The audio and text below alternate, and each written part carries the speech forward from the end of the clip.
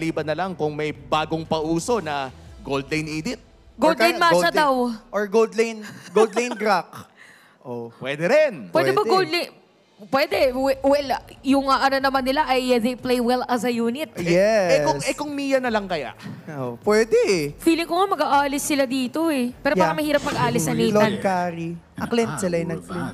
So, Clint, para dito sa Fnatic Onyx Philippines. Well, the thing about this Clint though, kaya niyang makipag-lane against a Nathan. Mas malawak yung range na meron siya. Mas kumakapal din yung critical niya as the game goes on. At maganda rin itong panapat sa mga assassin dahil may panghuli din siya sa harapan ng isang suyo. Kaya panigurado sa kamay ni Kelra, ilang beses na tayo nakakita ng mga kakaibang microplay on his Clint. In this game, hindi na bago ito for Falcons AP Bren. Again, let's go back doon sa kanina. Kailangan nilang hanapin yung play na yon na hindi makakapagsimula ng pace and space game ang Fnatic Onyx. Ito na ba yung oras para matawag at sabihing match point para side ng Fnatic Onyx Philippines or ipapantay ng Falcons AP Bren? Again, momentum is on the side of Fnatic Onyx Philippines. Tignan natin ang laban. Casters, pasok. Grabe na yung mga magyayari dito sa laban na to. Just imagine, Fnatic Onyx Philippines with their fast-paced games against the world champions, Falcons AP Bren. Okay, delay pa yung mga minions. Kitang-kita. Huling-huli sa camera. Dinelay pa nga ang minions dito. Ito yung maganda at simulang parte no, para sa isang Grok. May kakayahan kasi siyang lumamang kagad yung kalaban, yung kakampi niya dun sa flow ng minions. Nambubrusko na naman siya dito eh. Yun na naman. True to his name nga dito para sa Fnatic Onyx Philippines, Brusco. Just showing us kung paano nga ba niya madedelay ng gusto. And not only that, look at that trade-off onto mid lane. Ganito kaaga natin nakikita na naman na ma-maximize ang Fnatic Onyx Philippines yung naging adjustment din nila pagdating sa draft. Wait, anong skin yan? Parang ngayon ko nakita yung skin na yan. Hindi ako familiar dyan. Pero again, matagal na nating nakikita yung mga heroes na Brusco para kay Brusco. No, kung papansinin mo, mga Cho, mga Grok, Negril, di ba yung mga humaharap talaga at gustong-gusto ng mga bakbakan. Yeah. Speaking of bakbakan, Kyle TC level 4 na rin. Parang hinahamon niya na dito ng 2v1 si Kirk. Parang kanina rin, di ba? Kahit kanina napansin din ng ating mga panelists na tila ba never let them know your next move. And Fnatic Onyx Philippines was the one na nagtanggal pa nga ng Tigreal sa ating banning phase. But on the other side naman, makikita natin na maagang pag-atake kay Kelra. Pero this is a more matured version din ni Kelra. Pero ito yung version na mas matapang. Okay, may nangyaring kaganapan dito sa may bandang gitna. First blood kagad para sa idol ng mga kids. Mainit ang mainit ang dugo. Sabi na kanina, medyo mahirap ang galawan at pastuhan. And that's the thing with Aurora. Sobrang spammable ni dito first and second skill. And sobrang na-maximize din dito ng Falcons AP Bren yung ganong classic capability. Stop them on their tracks. Pilitan mo na mag-umapak sa break. Lagyan mo ng bricks yung gas dito para sa Fnatic Onyx Philippines. And now the turtle dance is going to start. At nandito present ang 4 na miyembro ng Falcons AP Bren. Grabe, ito yung pinapamalas. Ito yung mga world-class na pwestuhan pagdating sa mga objective takings. Kuha nila yung unang pag-home ng laban nito habang si Flap TC nagwawala din with that Infernal Pursuit. Pero matagumpay naman na makuha ng Falcons AP Bren, yung pag-una yun. That's the full views that we're looking for. Maaga talaga nakakapag-online, nagdadabog, and most especially nag-zone out ng members dito ng Fnatic Onyx Philippines. The catch on to Super Prince earlier with the first blood is sobrang ganda na nga lang din to prevent them from taking here para sa first turtle na masasecure ng Falcons AP Bren. And now, mas ramdam natin na tinipilit naman nilang i-take control, i-hold over agad yung steering wheel dito sa laban na to. Habang for Fnatic Onyx Philippines, may side kasi na wala pa naman. Ay, ito, meron na. Level 4 na si Brusco, so ready na to. Biglang manggulat, manguntog. Pero sa ngayon, andito na nga lang din sila King Kong. Kompleto ang mga kits dito. At ang ganda kasi lang ginawa din ng Falcons AP Bren na doon sa lineup na meron sila. Na kumuha sila ng Aurora, alam nila na medyo bitin pagdating sa magical damage. Kaya nga naman sabi nila, Super Marco, kuha ka ng Nathan. Para nga naman may additional damage sila magically. Pero ngayon ay na-one charge din ng Kyle TC. Ang jungler from Falcons AP Bren ay tutumba. Tila ba magic? Diba? May magic lang dito ng Fnatic Onyx Philippines. Yung buhay ni Kyle TZ. And nakita nga natin certain adjustments even for Super Marco ngayon leading the way here on the bottom side or gold lane. At tulad nga na sabi mo onto the adjustment ng Falcons AP Bren. Kung nag-adjust sila sa draft, nag-adjust sa rotation, ganun din ang Fnatic on the Philippines. And nag-improvise din sila ng somewhat ganung klase mga trade-offs. And the surprise here is on the hands of Super Prince kung paano niya ita-timing na maganda yung diversion play niya. Alam mo, sobrang bihira ko lang nakikita no, si Super Prince na na hindi nagiging magandang laro kapag hawak niya isa sa mga favorite hero niya, which is this Luli. Na actually sila rin yung nag-introduce ng mga mga pamanayan nila nila Tomac. Wait lang may diversion play. Minana pa nila yan. Minana yan. Aray ko po, sakit kalahati kagad. Dito si Pew ngayon, talo naman. In further pursuit mula dito kay Black TZ, si makakuha ng paguna ito si King Kong na. Sabi niya, ito na yung bawi namin. Further pursuit pa rin. Tuloy-tuloy ang talon mula dito kay Black TZ. Pero ang ganda ng ginawa ng Fnatic Onyx after ng objective, iska mo na. Oo, malinis muling galawan para sa Fnatic on the Philippines. Wala silang masyadong ipinilit doon. And instead, mas prioritize din ni King Kong na mag-back away. The maturity onto the level, mechanics din ng mga players natin, eventually, season after season, nakikita at nagre-reflect. Even the lessons along the way na nakita nga natin na naganap, ay talaga namang napapagana at na-inflict agad nila onto this game. Pero ngayon, sa laban na ito, pantay pa rin naman ang mga nakikita natin sa mapa. Wala pa rin malaking lead ang nakukuha ang sino mang kupunan. Pero para sa Fnatic on the Philippines, they want to go for another split. Kaso may kasalubong din naman na Puvius or Flap TZ sa top lane si King Kong. Well, kung titignan mo, no, as compared nung game number 1, tabla pa rin to eh. Pabalik-balik lang, 100, 200, pupunta sa Fnatic Onyx. Ganun din naman yung magiging lead. At masasabi ko na parang nagising na rin ang Titan dito sa game number 2. Exactly. Kasi they have to keep their eyes on the opponent. Katulad ka sa ating Infinix Keys to Victory. Eyes on your opponent muna before the prize. Kasi sa ngayon, prize possession nyo na eventually makakuha mo na ng puntos after puntos. Pero ngayon, ang punto ng laban natin ay 50-50 pa rin naman. Magsi-6 minutes din tayo into the game. Pero pati yung kanilang mga sides, Goldin man yan, onto the jungle man yan, ay pareho pa rin namang hindi masyado nadedelayan or napipitasan. Sobrang ingat nila dito, no? Pero sabi ni Super Prince, sige na nga, simulan na kagad natin. May diversion play. Sila na ginawa dito, ilapag yung Glorious Pathway. Si Kyle TC na nasa bibad na likod. At si Super Marco ay hindi na nga hahabol.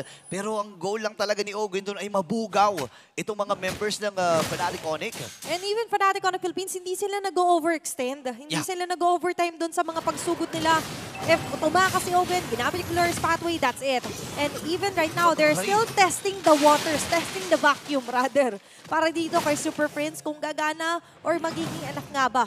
Pero sa ngayon, enough na rin ang vision ng Falcon CB Brent to know na may mga Fnatic on the Philippines na nakatambay dito sa may bandang left side. Hindi na sila nagdadalawang isip. Kahit si Ogun, binibigyan na talaga nila. Pero talon, mula dito kay Flap TZ, likod ang kanya magiging puntirya. Dispersion and rotation. Pero kinarga na siya dito ni Kirk. Nagamit na rin yung primary rat. Ngayon naman, napalalim ata dito ang Falcon CB Brent. Pero bumalik din, Brusco ay sumuro na rin lang. Nasago yung tatlong members dito mula sa Falcon CB Brent. Ngayon yung bagong may buhay pa rin. Mamamatay si Brusco dito. Andito na nga ba ang bawi ng Fnatic Onyx Philippines? Kelra ay sumama na. Nandito na si Kelra. Ngayon naman si Kirk ay frontline pa rin. Pero wala pa rin makakakuha ng pagong. Grabe, no? Nakikita natin kung paano hino-hover pa rin dito ng Fnatic on the Philippines. Yung hold na meron sila sa turtle. Babalik ulit si Super Prince at ang sabayan! Ay, si King Kong ang magwawagi doon. Habang yung end trophy mula kay Super Macmac. Super Prince ay aatras din. Pareha super yan. Pero grabe ang pinamalas ng magkabilang kupunan na ito. Sa may gamit din ng ultimate mula dito kay Ogun. May King Kong, ha? Ay, oo nga. Abutan! Ay, po yung burst mula dito kay King Kong. Ngayon, tunaw na rin ang idol ng mga kids, si Super Marco ay naipit. May sarado pa lang pintuan sa may end trophy ay na-force na rin para lang makaligtas. Grabe yung palitan nung dalawa nating kupunan. Falcon CB Brand dito, they got it. Kasi nakapitas na wala si Brusco. But on their effort pa natin ko ng Philippines, ayaw nilang umuwi. Ayaw. Not unless may makuha silang trade or na sila talaga yung lalamang. Pero sa ngayon, ay nakikita pa rin natin na nire-retain nila yung positioning nila. Na-prevent nila na mabasagan ng Torres may bandang mid lane. Pero ang hindi na-prevent ay yung pagkabasag ng Torre ng Falcon CB Brand doon sa may bandang taas. Grabe, no? Imagine mo, lamang in terms of turret takedowns dito ang Fnatic Onyx Philippines, pati sa pagong. Pero kung gold ang pag-uusapan, lumalamang ang Falcon CB Brand. Parang sila majority yung humahawak. Hindi ganun kalaki mga 100, 200 lang. But still, the idea na hindi kayo napupondohan ng husto ng Fnatic Onyx Philippines, malaking contribution na yun eh. Hindi nila hinayang mag-ROI agad dito. yung mga investment ng Fnatic Onyx Philippines onto getting some surprise gang skills man dito para sa Falcons AP Bren naman. Nakita natin yung hold and hover na meron sila. Hindi nila binibitawan. Nandiyan ang sabayan, diversion play. Meron ba sasama mo kung wala? Pero nandiyan ang salubong ni Kirk onto Ogwen. Okay, pero nagamit yung entropy. May mga skills na rin na burst na nagamit dito mula sa Falcons AP Bren. Pwede humabol. Habol ata dito ang Fnatic Onyx. Nandun yung Guardian's Barrier. At ang buong kubunan ng Fnatic ay kumpleto. Full dispersion rotation. And while other members of the super families keeping them at bay, tingnan mo yung Likod. ginagawa ni King Kong. Mag-isa siya dyan. Just Ay! capitalizing onto somewhat boxing out si Calteezy dyan. Hindi yan yung gusto mo pag nakikipag-boxing kayo, nako-corner ka. Oo. Kasi yan yung pinakadelikado na spot. Pero doon kasi talaga kino-corner ng gusto ng Fnatic Onyx Philippines sa mga members ng Falcons AP Bren. Alam mong nakakatakot dyan, may mga boxingero na ginagamit din yung ring, yung side. Oo nga. Di ba ginagamit yung mga sides para maging advantage nila? At kung titingnan mo, defensively ay sobrang taas din ng kakayahan ng Falcons AP Bren. At kailangan din mag-ingat dito ng Fnatic Onyx. Yeah. Hindi pwede na sugod sila ng sugod dito kasi alam nila na baka gamitin din yung mga ropes. Kumbaga sa boxing, baka gamitin yung ropes para ipanglaban sa kanila. Lahat ng pwedeng gamitin ay ginagamit din ng Fnatic Onyx Philippines. And why they were busy, nasabihin na natin na sa parang pantay tayo sa mga nangyayari, wala namang masyadong naglalalim. But for King Kong, he doesn't want that pantay. Ayaw niya ng tay lang pagdating sa 50-50 chances, sa gankman yan.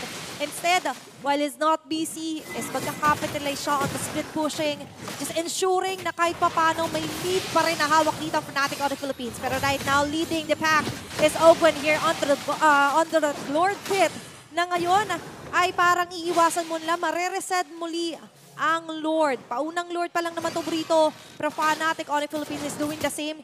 Just holding the positions here. Grabe, iniisa-isa ni King Kong. Inuna niya yung gitnang tore, tapos sinunod niya yung bottom lane. Ganon siya katiwala sa mga members ng Fnatic Onyx Philippines na hindi sila bibiguin. Ngayon, diversion play patras. Ano ang plano dito ng mga Sonics? Falcons AP Bren ay patras na rin. Ogwen, available ba naman? Actually, halos lahat ng mga members dito. Lahat pala ng mga members ng Falcons AP Bren, kompleto pa yung mga ulti. They're still waiting for that opportunity, that window. Kaso nga lang, that window is closing in on them. Fnatic Onyx Philippines, grabe yung ginagawa ng apat na members. Keeping them at bay while King Kong is doing the rest that he can do. At ngayon ay nakapitalize nga nila yung pagbasag ng mga tore, ensuring a lead, a 1.5k gold lead na hawak ngayon ng Fnatic Onyx Philippines. And not only that, habang tumatagal ang laban, mas nagugustuhan dito nila Kelra, mas lalo sila mahihirapan na hanapin tong mga batang ito kasi for Falcons AP Bren, yung dive comp nila hindi nila masyado nakakapitalize sa ngayon. Yun nga, actually maganda yung sinabi mo, no? Yung dive comp, kasi nga naman may pang-counter engage din ng Fnatic Onyx Philippines. Imagine mo pag tinamaan ka ng onward Earth Shatter, mga ilang segundo, mga 3 seconds kang hindi gagalaw. Ang laking window nun para sa Fnatic Onyx Philippines na i-burst ka. Oo. Imagine mo si Ogwen, yung pinakamakunat na kabayo dito sa laban na ito. Natutunaw nga dun sa dispersion and rotation Nangangaray siya eh. And even dito, para sa pagkatuloy si Super Friends sa kanyang diversion play, wala mang sumama. But instead, they're Ayan na. using that to zone out members of Falcons AP Bren. Okay. Andito nilatag ang Lure Spotway, pero look at this one. Nag-disengage ang Fnatic. Yeah, disengage muna. Pero ito na, 5v5. Magsisimula na ang limahang bakbakan. Nagamit na rin kagad yung fracture mula dito kay King Kong. Kalahati ang buhay ni Pew. Ano magiging desisyon dito ng Falcons AP Bren? At ito na naman, hindi na naman mapakali si King Kong. Hindi na naman. Ang likot-likot. Sabi niya, sige, ayaw niya pa rin simulan yung Lord. Sige, let's try to make them react onto the sides. Kaso nga lang yung side 9 sobrang lapit pa rin sa vicinity ng Lord na ngayon ay wala pa rin namang nakakakuha. Nakalusot ang isang wave ng minion ng Falcons AP Bren sa may bandang baba. Pero hindi yan masyado pina-threat. In-overtake na Fnatic Onyx Philippines. Gusto ko lang sabihin para mga bago mag 9 minutes nagsisimula na sila dito. Oo. Nahawakan na itong Lord na ito. Fnatic Onyx Philippines at Falcons AP Bren. Kumbaga nagkakaroon nila ng sariling palag-palag yan. Ano palag mo? Gumagano yung Lord Oo, palitan ng Falcons palag AP Bren, ano palag mo? Pero ngayon, it's a battle of endurance din. The patience is so high right now for Fnatic Onyx Philippines and even for Falcons AP Bren. The Bees right now ay naghahanap kung sino nga ba yung pwede nating targetin. Kasi sa ngayon, hindi pa rin sila nagiging sure sa kung saan bang area, saan bang side manggagaling si King Kong. And so far, medyo nakukompromise talaga yung kanilang vision. Nakumuhuli ata dito. Napop na rin yung pride of fight mula dito kay Pew at si Ogwen. Ang nabigyan ng Fnatic Onyx Philippines. Nakakuha ng isa. Same with Falcons AP Bren. Si Ogwen at si Bruce Brusco, parehas roamer ang napatumba. Ngayon, ito na nga ba ang magiging deciding factor mula sa Falcons AP Bren at Fnatic Onyx Philippines na ituloy itong Lord? Hindi pa rin. Hindi pa rin. Awat pa rin. Pero Awat. ngayon, another diversion play. Saan niya papunta? Sumalubong kay Kai! Nagamit na rin lahat ng dash! Pero walang makakaligtas kahit marami ka man dash kasi Fnatic Onyx Philippines ay nakuha si Kyle TZ. Sa dinami-dami ng dash, hindi nakaligtas dito si Kyle TZ. Pero sa ngayon, sa Fnatic Onyx Philippines, they want more. They smell blood and they will see Flap TZ again! Kailangan tumakbo ni Flaps TZ. Habang si Super Marco ay nagamit na rin yung trophy, wala yung jungler, wala yung retry holder mula sa Falcons AP Bren. At pagkakataon na ng Fnatic Onyx Philippines kung sino yung nagamit din. Sabi nila, tayo natin si Ogwin pumasok. Pumasok na kasi Ogwin dito at bubugawin din lamang. Dito ni Brusco, tuloy-tuloy sila dito sa Lord na ito. Sabay diversion play. Diversion play. 4-man diversion play, ladies and gentlemen. At si Ogwin ang inuna ng Super Family. I-next na natin si Flap TZ. Ngayon si Kiko ay lumalayo din. Double kill para sa kanya. At ilalaban ito ng Falcons AP Bren. Andun na rin si Kyle TZ. Pero wala na siyang inabutang Ogwin at Flap TZ na buhay. Grabe no, hindi tumigil na naman ang Fnatic Onyx Philippines. Wow. Medyo nag-minor lang pero hindi pa rin binitawan eh. Hindi pa Hindi rin. pa rin binitawan yung pag-gas and go dito. And right now, a milestone for the Filipino sniper ng alang din. Kelra is now on the 6th all-time MPL, di ba? Ibang klase Grabe, talaga si may Kera. titulo na naman. Record-breaking again for Fnatic Onyx Philippines. Ngayon mamarcha, makakabasag ng base turret. Kumpleto na rin naman ang 5 beast ngayon para dumepensa. Pero for Fnatic Onyx Philippines, nakita natin kung paano nila na-extend yung patience nila onto that kind of level. Ang dami ng mga binibreak na records dito ng Fnatic Onyx Philippines. Maski nga yung record nila dun sa fastest team, binbreak nila eh. Pero ngayon, si Bruce ay pumasok din. At yung Frigid Glacier. At pagkakataon sa counter engagement dito ng Falcons AB Bren, naka-double kill na. At yung si Super Makmak, nakakuha din ng isa. Itong si Sumusunod. Kong. Ngayon naman, pasok din si Owen. Himabol! With Super Marco, nagamit niya yung kanyang, yung kanyang mga skills dito. Nalilito-lito na rin ako dahil ang dami nangyayari. Grabe, nakita natin ng mga pagwasiwas ang paghabol at ngayon ang paggante ng mga beast. Unti-unti nga abante pero nandiyan si King Kong. Gusto niya magkaroon ng checkpoint. Si King Kong, kailangan niya umatras dito pero ginamit na nga rin yung ultimate mula dito kay Ogwin. At ngayon, 10 seconds para kay Super Prince. Si Brusco naman ay 5 seconds. Nagamit yung Wind of Nature. Yung gusto ko sabihin eh, Wind of Oo. Nature dito ni Super Marco. But still, meron din fracture play. Binalikan! King Kong with a kill. Yung turn! Pero ito na nga lang din ang magiging gante ni Kyle TZ. It's going to be a shutdown kill here for King Kong. Wow, what a game para sa magkabilang kupunan na ito. Fnatic Onyx at Falcons AP Bren, gustong-gusto nilang makuha yung unang team or yung titulo na unang team na tutungo sa M6. And imagine, ngayon it's primetime MLBB yet again. 8-8 ang ating kill score. But right now, for both Falcons, AP Bren, and Fnatic Onyx Philippines, unti-unti na nating nakikita na kahit pa paano nagkakaroon ng magandang sabayan. It's all about the counter mechanics here for each of our players. Yung mga last-minute shot calls sila. Even yung risk na tinake doon ni King Kong onto taking down Super Marco with him. Naging sacrifice man yung buhay niya doon. But eventually, napigilan niya naman yung tuloy-tuloy na pag-abante doon. Pasulong na abante ng Falcons AP Bren sa may bandang gitna nilang base turret. And now, buhay namin na rin ang 5 sa 5 miyembro ng Falcons AP Bren at Fnatic Onyx. Alam mo nga, hanggang ngayon nakakaramdam ako ng, hindi ko alam eh, parang kilig, nervyos, lahat na ata ng emosyon. Lahat. Nakaramdaman ko dito sa game number 2. Again, sobrang importante nito sa Fnatic Onyx Philippines dahil pag nakuha din ito, match point na sila. Isang hakbang na lang patungo doon sa M6 ticket nila. And the Falcons AP Bren naman, para ma-extend itong series na ito at mabawi yung momentum na nahawakan ng mga Sonics mula doon sa game number 1. Pero kasi minsan pag masyado kang overwhelmed ng emotions mo, you have to take a break. Ay! Pero wala munang break! Si King Kong ang nakakuha no. Labas si Flap TZ, mag-break ng tinigan literal dahil namatay na siya dito. Dalawa! Etong Falcons AP Bren, Bruce ay kailangan umatras. Si King Kong ay papalayo na nga rin lang. At si Flap TZ lang ang naging kabayaran. 2-4-1 na naging palitan. Pero nakuha naman ng mga Sonics ang Lord. At nakita rin naman natin kung paano umaabante pa unti-unti ang Fnatic Onyx Philippines. Natanggalan man sila ng dalawa. But King Kong ensuring that they get the Lord, pave way na maiwasan na madiretso sila dito ng mga beasts. Habang for the beast naman ngayon, nakita naman natin yung glimpse of what their line lineup can do. Hindi sila nang overwhelmed dito sa mga ginagawa nila Brusco na pambubuli on the map, even the gangster moves here for Kelra. But instead, katulad nga kanina, you have to take a deep breath muna bago ka dumive in. Kasi di ba importante dito kung paano mo i-face yung sarili mo. Yeah, yung importante talaga yung hinga, yung paghinga sa dalawang kuponan na ito. Minsan kasi pag excited ka, wala ka ng proper breathing eh. Oo, saka minsan nalilimutan mo na huminga na maayos. Nalilimutan, and yun yung kailangan talagang i-take into consideration ng dalawang kuponan na ito. Hindi pwedeng action kung action. Kailangan tumapa ka rin sa break. Kailangan pumreno ka rin.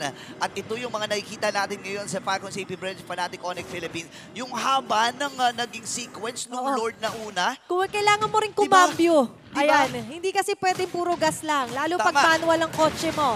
May clutch din yan. Tama. Okay, at ngayon nakita natin ng mga clutch moves for both Falcons AP Bren and Fnatic Onyx Philippines. On the other hand naman, makikita pa rin naman natin yung lead kaninang na-establish ng Super Family ay na-neutralize na ngayon ng mga Bees.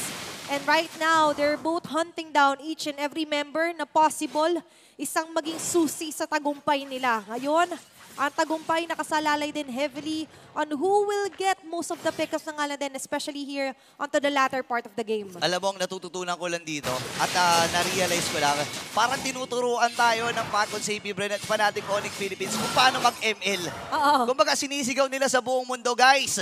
Manood kayo ng Filipino at English broadcast kasi mapapanood nyo yung MPL Philippines. Ganito mag-ML. And we're going back to the basic fundamentals din, di ba? Oo. And the patience level here para sa Fnatic Onyx and even for Falcons AP Bren.